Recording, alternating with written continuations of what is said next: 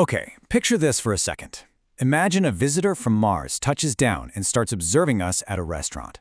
They'd probably see something that looks totally absurd to them, right? Two perfectly rational adults aggressively fighting over who gets the privilege of paying a massive bill. Or, imagine them watching someone repeatedly saying, "Oh no, I couldn't possibly," to a gift they clearly, desperately want. It's completely paradoxical. It looks like a really polite, high-stakes battle.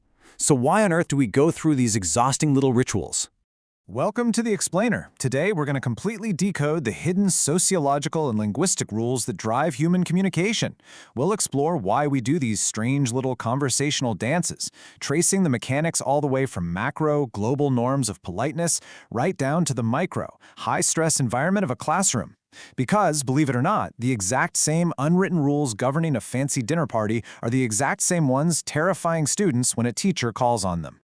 So here's our roadmap for the analysis. We're going to start with the politeness divide, then move into the concept of face, followed by the grand strategy. After that, we'll hit classroom power dynamics, and finally, questions as threats. We've got a lot of ground to cover, so let's dive in. Section 1. The politeness divide. Is there an absolute split? Now, there's this really popular myth in cross-cultural pragmatics that Eastern and Western cultures have these completely incompatible rule books for being polite. Traditionally, sociological theories have painted a pretty stark contrast. Western politeness, it's often described as hyper-individualistic and egalitarian. It's all about personal rights, individual wants, and basically the freedom to just be left alone without anyone imposing on you. Eastern politeness, on the flip side, is widely characterized as group-centered and hierarchy-based. It's heavily focused on social obligations, respecting age, and showing deference to superiors. When you look at them side by side like this, it seems like a massive, totally unbridgeable cultural divide, doesn't it? Which brings us to Section 2, the concept of face, the universal currency of interaction. So to actually bridge that cultural gap, we have to look at Penelope Brown and Stephen Levinson's seminal theory of face. How do they define face? Well, it's the positive self-image or self-esteem that a person maintains as a reflection of that person's estimation by others. Basically, it means our self-esteem is entirely wrapped up in how other people view us. And here's the kicker. This isn't just an Eastern concept or a Western concept. It is literally the universal currency of politeness. Every single time we open our mouths to speak, we are actively managing our own face and the face of whoever is listening to us. And this universal concept of face breaks down into two distinct and honestly sometimes competing types. First up, we have positive face. This is our fundamental, deep-seated desire for approval. We want our self-image to be appreciated, validated, and liked by the group. We want that pat on the back. But then we also have negative face. This is our desire to have freedom of action and remain entirely unimpeded by others. We want our personal space. We absolutely do not want to be told what to do. So think about it. In literally any conversation, we're constantly playing this game of tug-of-war between our positive need to be liked and our negative need to just be left alone. Moving right along to Section 3, the grand strategy, Jeffrey Leach's universal framework. The linguist Jeffrey Leach uses these face negotiations to argue that there is actually a universal framework applying across both the East and the West. He calls this the grand strategy of politeness. He argues that being polite is really just a set of sliding scales, where we strategically manage our face. Here's how it works. To be polite, you place a high value on the other person. He calls them O, while simultaneously placing a low value on yourself, the speaker, or S. So to show tact or generosity, you place a really high value on the other person's wants, while downplaying your own. To show approbation or modesty, you talk up the other person's great qualities while playing down your own successes. It's this universal balancing act of putting the other person first just to foster harmony and avoid awkward discord. And this dynamic perfectly illustrates one of the core constraints of that grand strategy: agreement. Placing a high value on the other person's opinions is exactly why agreeing feels so natural and polite in conversation. Think about it. If someone turns to you and says, "Wow, it's a beautiful view, isn't it?" you almost automatically reply, "Yes, absolutely gorgeous," even if you don't particularly care for the view at all. Why do we do that? Because disagreeing is what linguists call a dispreferred, face-threatening response. To disagree with them right then and there would be a direct attack on their positive face. All right, Section 4, Classroom Power Dynamics, when theory meets practice. Now, when we take these grand sociological theories and apply them to a highly relatable microenvironment like the classroom, the stakes get incredibly high. Just consider this insight. Questions can embarrass rather than inquire. They can leave a student feeling exposed and stupid, more willing to skip class than to be humiliated again. We've all felt this, haven't we? That absolute stomach-dropping terror when a teacher calls on you out of nowhere. This visceral quote really anchors our heavy linguistic terms about face to a real-world experience. In the classroom, face isn't just some abstract theory on a whiteboard.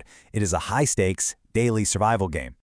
And the reason it feels like a survival game is because the traditional classroom is built on this immense power asymmetry. Teacher discourse totally occupies the dominant role. Teachers initiate the questions, and they use what sociologist Basil Bernstein calls an elaborated code. That means highly sophisticated, explicit, lexically rich language. Meanwhile, student discourse is forced into a much less dominant role. Students are often utilizing a restricted code with lower syntax selection, and they have to rely heavily on indirectness and hedging. It is an incredibly uneven playing field, where the teacher holds quite literally all the communicative cards. In fact, Brown and Levinson actually created a mathematical formula to calculate the weight of a face-threatening act, or an FTA. They said the weight of the threat is equal to the social distance between the speaker and hearer, plus the power difference, plus the rank of the imposition. So when we apply this equation to a classroom setting, it proves that the immense social distance and the undeniable power of a teacher completely maximize the weightiness of an FTA. When a teacher corrects or questions a student, the math strictly dictates that it is going to feel like a massive heavy threat to the student's face. Which leads us right into Section 5, questions as threats. The ultimate face-threatening act. Let's examine how the very structure of a teacher's question actually acts as an attack on a student's face. If you look at Bloom's taxonomy of cognitive learning, it categorizes how we process information, starting from simple factual recall down at step 1, all the way up to complex evaluation at step 6. As a teacher asks questions that move down this list, the difficulty instantly scales up, and consequently, the threat level to a student's positive face just skyrockets. Think about it. If a teacher asks a level 1 question, like, "What year did this happen?" a wrong answer is just a minor slip of memory. But a level 6 question, "How would you evaluate this theory?"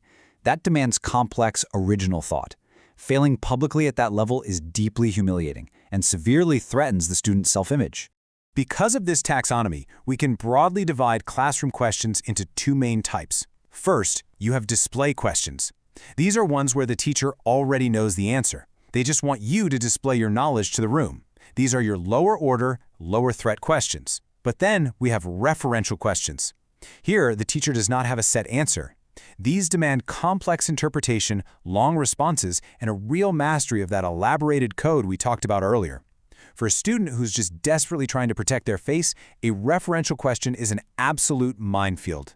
It poses a massive risk of public embarrassment. And sometimes, teacher discourse gets entirely out of hand. These bullet points are actual, real-world examples of unanswerable, so-called killing questions that researchers have recorded in educational settings. What happens when we die? Can you tell if the universe is infinite? I mean, no way. Imagine being a student, already anxious about your social standing and your face, and getting hit with one of those in front of everyone. It brilliantly and kind of painfully illustrates just how intimidating, absurd, and threatening teacher discourse can become when that power asymmetry goes unchecked. So how on earth do we survive these face threats, whether we're trapped in a classroom or just stuck at an awkward dinner party? Well, Brown and Levinson outlined 5 key strategies. Step 1, you can do it boldly, meaning you just speak directly on record. Step 2, you can soften the blow by redressing positive face, maybe throwing in the compliment before you disagree. Step 3, you can redress negative face, perhaps by apologizing for the interruption first. Step 4, you can go off record, just dropping a subtle hint rather than stating a demand. Or Step 5, the ultimate self-preservation strategy. Don't do the act at all. In a terrifying classroom environment, this perfectly explains why a student's absolute best defense mechanism is often simply staying completely silent. Which brings us to our final thought for today. When was the last time you committed a face-threatening act without even realizing it? Seriously, whether you're stubbornly fighting to pay the bill at a restaurant or asking a seemingly innocent referential question to a colleague or student, remember the delicate mathematics of face. We are all, at the end of the day, just trying to protect our self-image. Pay attention to how your words and your power might be silently threatening the face of the people around you. Thank you so much for joining me to decode these unwritten rules, and I hope this explainer helps you navigate your very next conversation with just a little more clarity.